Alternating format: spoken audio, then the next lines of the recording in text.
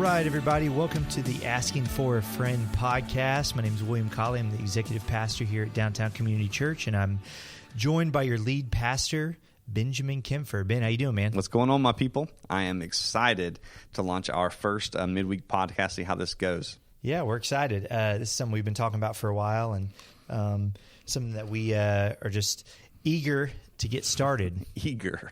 Good word. So this past week, we started a new series, In My Feelings. Shouts out to Drake. And in case you're wondering, I wanted to initially call it More Than a Feeling by Boston. So if you're a little bit older and you don't know what In My Feelings is, don't worry, you're in good company. Still waiting for the Kiki challenge from you. Yeah, we'll see. Pray about it.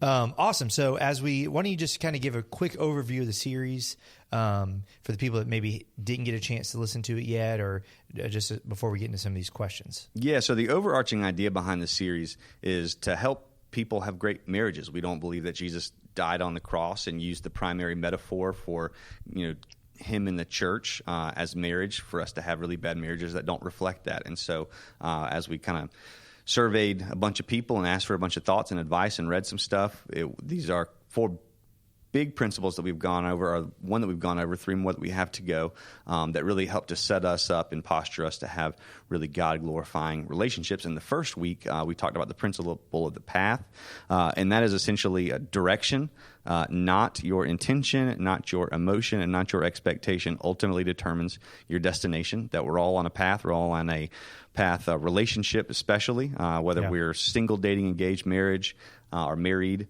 We're on decision-making paths, communication paths, we're on financial paths, we're on intimacy paths, we're on purity paths. And so really week 1 was all about, hey, let's just evaluate and say, if I continue down the path I'm currently on, is it headed to the destination that I ultimately want to get to? Because all of us have expectations. We all have hopes and dreams of where we want to end up, what we want our marriage to look like, what we want our kids to be like, all that stuff. So it's just kind of a bringing some self-awareness that, hey, there might be a difference, a gap between where I'm headed and where I hope to end up. Yeah, that's great.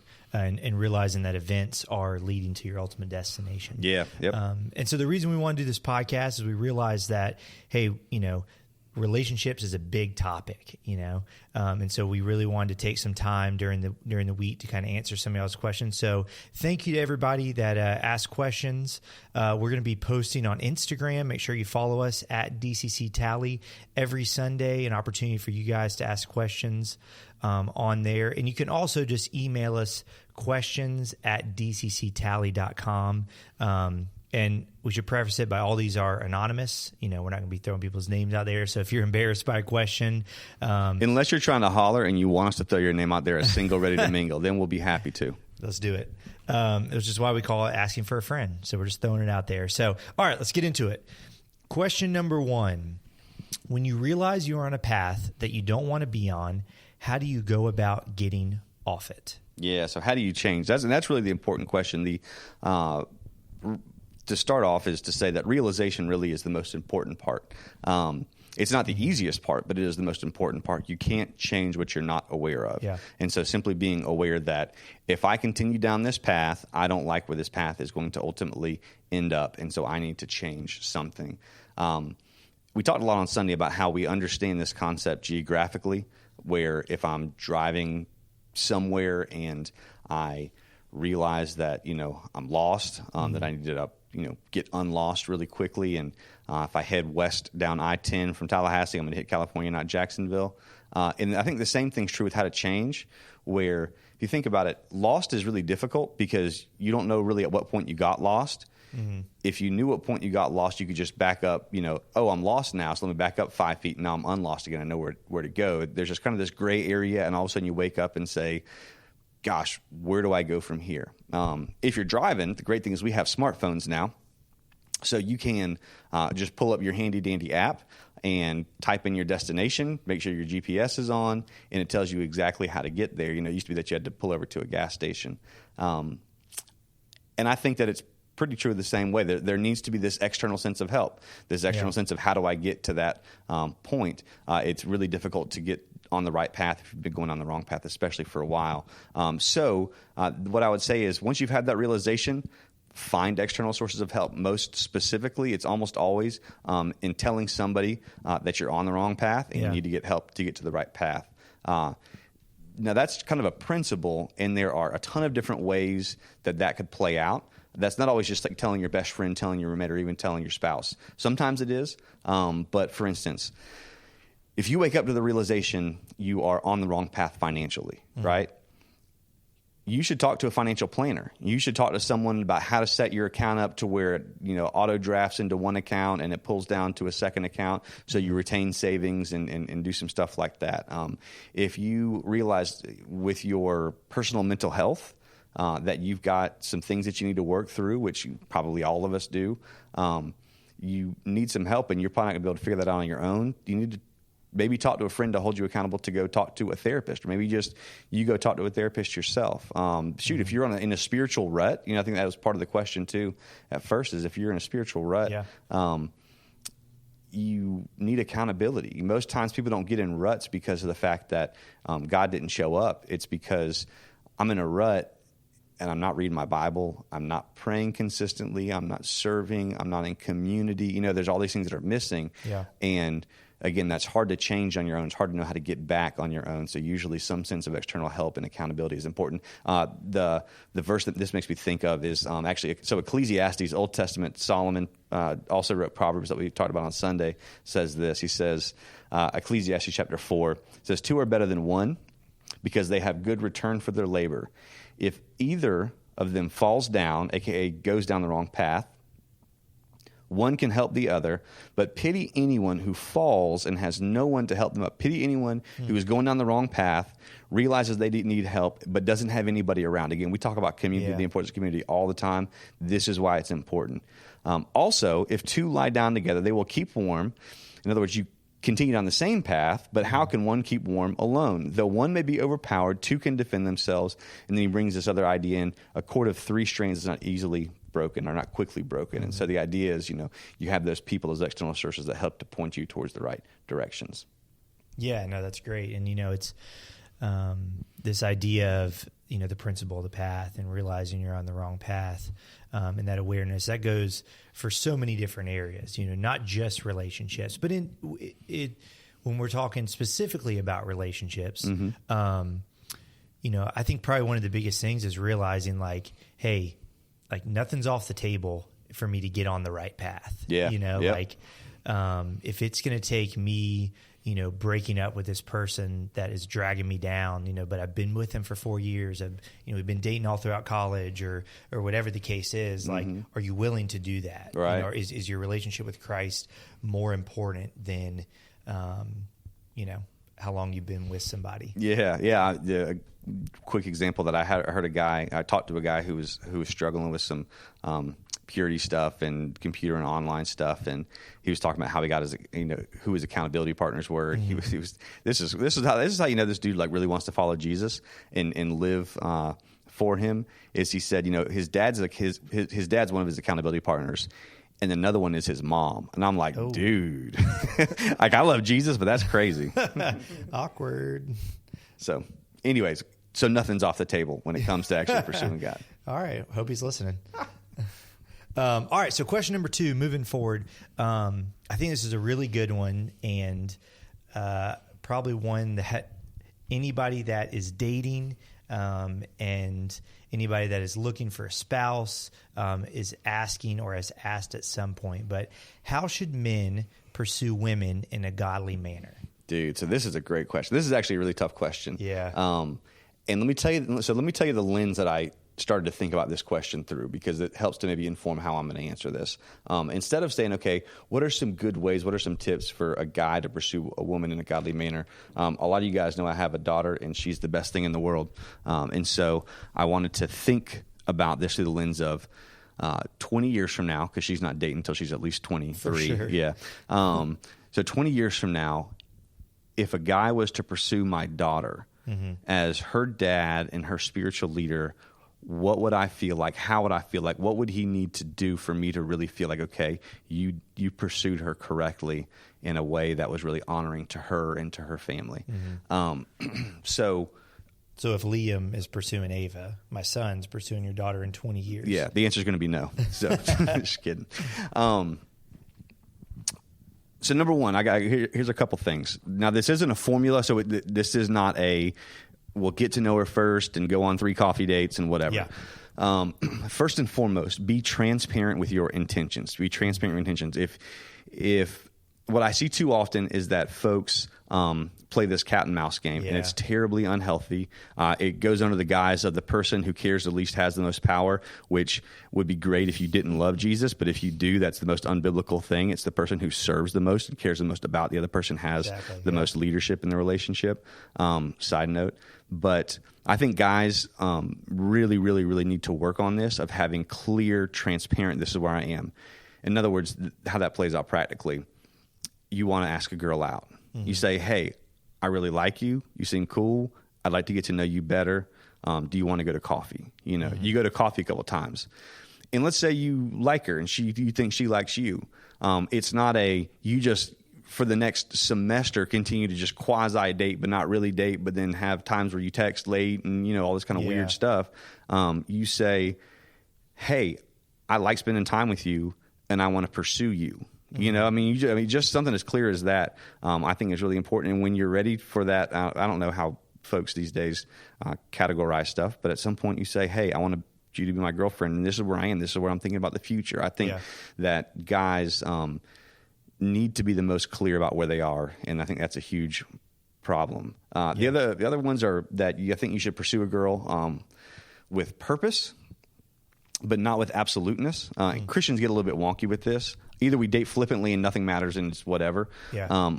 But I think there's a higher level of intentionality behind what the Christian is called to date with. On the other side of it, I definitely know folks who have been so intentional. It's like we're getting engaged in 6 months of this isn't working out. Like it was like this thing. And the Bible talks about guard your heart. Yeah. If it's just flippant, you're not guarding your heart. If you're overly intentional and it's like this is happening in marriage and it's happening in marriage fast, like you're just thirsty is what that's what they call that. That's not biblical. So, you want to be wise about it is the idea of it. And this is the last thing. This is the thing that I think is I would absolutely, if someone didn't do this with my daughter, I would not approve whatsoever. And it's simply that her holiness comes first. That is the most important thing. For sure. Nothing else matters besides her holiness. Ephesians 5, my job, right, as the husband in the relationship, is to love my wife, to serve my wife as Christ loved the church for her sanctification. So her holiness is my primary purpose. Yeah. Now, when you're dating, you are not the spiritual leader, but you are accountable for how you steer the relationship. So if you're pretty dangerous. Yeah. If you're 19 years old, let me tell you, you are not my daughter's spiritual relationship. Her leader, I will curb stomp you if you think that. But you absolutely are accountable to God and to me, truthfully, as her leader, for the direction that you lead and guide and direct that relationship. So her holiness comes first and foremost, and that's the most important thing.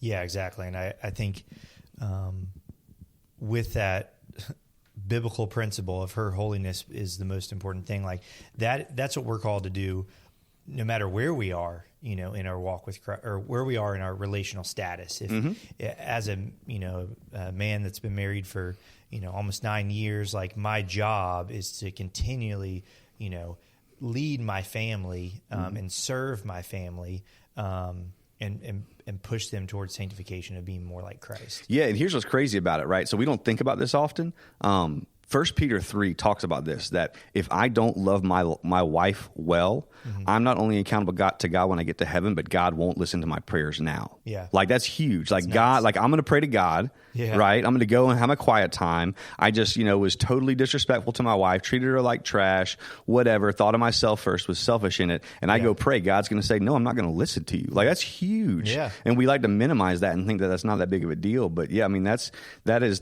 the legit call and level of responsibility that I have to lead and to serve. And by leading, that just simply means serving and put my family above myself. Yeah, and it goes back to the lesson of week 1, principle of the path. Right. Hey, the way you treat the girl you are dating now, who says it's going to change when you get married? Exactly. You know, if you're serving her now, and if you are respecting her now, and if you are pushing her more towards Christ now and leading her in that way, you know, hey, it's going to be so much easier when you get married. Oh, yeah, you know? for sure. And so practice those things. You might not be responsible, but you can practice that. Yeah, so. yeah. And I would definitely, by the way, just say neither of us are perfect at this. We should probably have our wives on this at some point. And they'd be like, these freaking jokers. Are you kidding me? Yeah, no, I think people would be interested in that. Yeah, we'll pray about it. All right, last question for this week's episode is, this is a good one as well.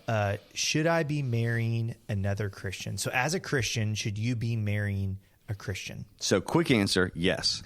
I think the more important thought behind that is why. The Bible talks about, Ephesians talks about, I believe, being equally yoked with someone who's a Christian, or not being unequally yoked, more specifically. And the idea behind that is there's just going to be a pull in two different directions at two different wavelengths and two different strengths. Yeah. And so the quick answer again to that is yes, but I think the why behind that, so functionally how that looks, and I'm sure this looks different at different points in life and marriage. Mm-hmm. For my marriage, I almost don't know what it would be like to not be married to someone who's a Christian, because it makes sense that you can marry anybody when it's just God wants to make you healthy, wealthy, and wise. But if we're being honest, the call of the New Testament is a call to the denial of self and to sacrifice in the Christian life. Mm-hmm. And so essentially, if I'm a Christian, let's say, and you're not a Christian, and we're together, what I'm saying is the most important thing in my life is Jesus, not you. Mm-hmm. And if you're not a Christian, you're saying the most important thing in your life is me. But if I'm the most important thing, but you're not the most important thing, what happens is there's going to be a pull. So there's going to be a pull when I decide I'm going to be generous. I'm going to give 10%. Now, for some folks who are listening, 10%, that's nothing because you make $300 a month. Mm-hmm. But at some point, you're going to make, let's say, $150,000 a month, or a month. That'd be fantastic. Tithe, downtowncommunitychurch.com. No, a year. You're going to make $150,000 a year. And so you're going to decide, hey, we're going to give away $15,000. Now, if you don't love Jesus, like, that's crazy. Yeah. You're giving away a car, a nice little Kia every single year. Yeah. And on top of that, so there's this, generosity. There is, gosh, you want to talk about how to raise kids in an environment where there is a crisis of faith, raise them where there is not unity in faith. I think that, I don't know how we would parent them. Imagining if I wasn't a Christian, gosh, it would be very difficult for my kids to say, I know more than my dad and I believe what he doesn't believe. Yeah. Not that it's impossible, right? Because that's many of our stories. But it's just, we're stacking the odds against us. Man, shoot, time. How much time just for the two of us, right? We spend my wife has such a ministry to this church just simply on how much time she allows me to be up here, to meet with people, to spend time, to be in meetings, to post church. People don't think about this, but just like functionally for us, my wife hasn't been to church with her husband except for maybe a couple times a year for a half a decade since we've been married. You know what I mean? Like, Lindsay doesn't know what it's like to go to church with her husband. Yeah, same. But that's, Jules the same way. Now, that's one of those things where for her, I'd say that's part of her ministry. That's part of her sacrifice, her call to follow in Jesus. So here's kind of the bottom line of it. If I'm marrying someone who's not a Christian, the way that pulls is initially it's supportive. My experience is eventually it becomes resentful. It's initially supportive and it's eventually resentful. Eventually I resent the fact that you're gone. I resent the fact that you're giving away our money. I resent the fact that you're, taking our kids away when it should be family time. It's supportive at first and it sounds good at first. 30 years later, there's some resentment there. Yeah. Yeah. We all know people that have married a non-Christian, have kind of gotten into that relationship, and they started out when they were dating, so they'll come around, you know what I mean? And, right. And eventually they'll get it. And it's like, man, like personally, I don't know one that hadn't ended in a divorce, and I'm not saying it's impossible, sure. But why risk it? Why would you want to risk that, as believers, like our relationship with Christ is the most important thing. Why risk that? You know, why risk how your kids are going to be raised and how you're going to be able to live out, you know, your Christian faith and everything. So, and I'd say too, if you're listening to this and you're not a Christian, you're kind of on the fence, like this is something to take into consideration too. I think it's just as important of a question. It's like, do you really want to marry a Christian? Do you really want to marry someone who for the rest of your life says you're not what's most important in my life? Do you really want to marry someone who says for the rest of their life, I'm going to spend time away from you intentionally, and I think it's good. I'm going to give away our money. You know what I mean? There's so many things. If I'm a nominal Christian, then who cares? But if I'm actually following and pursuing Jesus, and that's the most important thing in my entire life revolves around that, and we don't agree on it, you know, and so much of what Jesus talks about is countercultural. Like, if you want to, and you're not a Christian, I think it's at least worth considering and thinking about that. There's a high cost to following Jesus, and you're going to be partnered with someone who's going to be trying to count that cost their entire life. Yeah, no, exactly. Yeah, it's great. Well, that wraps it up for today. Next week, we're excited to have, and hopefully the following weeks as well, our Women's Discipleship Director, Michelle Varan, with us. The GOAT, Michelle Varan. So, unfortunately, we couldn't coordinate it this week, but in future podcasts, we are excited to have her joining us as well. So, you guys feel free, please ask questions. Like I said, on Instagram, every Sunday after the service, we're going to put up a question, and you can also email questions to questions@dcctally.com. Thank you guys, as always. We look forward to hearing from you, and have a great week. Hey, we love you guys. Y'all have a great one.